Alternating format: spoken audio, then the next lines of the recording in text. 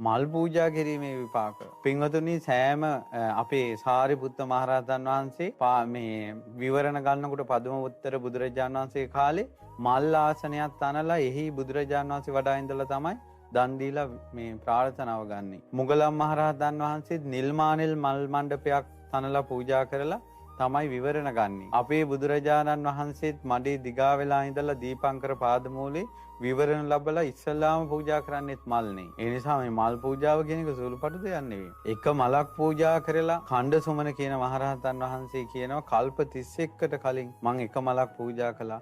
ඒ මල පූජා කරපු පින්බලෙන් කල්ප 31ක් සතර අපායට වැටුන්නේ නැහැ. මම දැන් මේ ගෞතම බුද්ධ ශාසනේ ඉතිරි පිනෙන් තමයි රහත් උනේ කියනවා. මලක් වුණත් පූජා කරනකොට පහන් සිතින් පූජා කරන්න පින්වත්. ඉතින් එක රහතන් වහන්සේ නමක් කියනවා මම චෛත්‍ය පූජාවට ගිහිල්ලා තමන්ගේ ස්වාමියා අතින් ඒ කියන්නේ ප්‍රධානියා දැන් මෙයා 16 මල් කූඩේ මෙයා අරන් යනකොට මලක් බිම වැටුණා. ඉතින් ස්වාමී මලක් බිම වැටුණා. එහෙනම් ඒක උඹ පූජා කරපන් කිව්වා. ආයෙ වාද විවාද මොකුත් නැහැ. අර කූඩේ පැත්තකින් තියලා අර බිම වැටිච්ච මල පහන් සිතින් පූජා කළා. ඒ පිනෙන් අපේ බුද්ධ ශාසනය අරහත්ත්වයටපත් වුණා. පුදුම සහගතයි. මල් පූජාව කියන එක සුළු දෙයක් කියලා හිතන්න එපා. මල් පූජාවකට ගරහන්නත් එපා. එක එකනා එක එක විදිහට මල් පූජා කරලා තියෙනවානේ. දැන් බලන්න අපේ රුවන්වැලි මහසෑය සම්පූර්ණයෙන්ම කල්ක අතුරලා සමම් මල් ගහලා තියෙනවානේ මුළු රුවන්වැලි සෑයෙම මල් ඔටුන්නක් වගේ.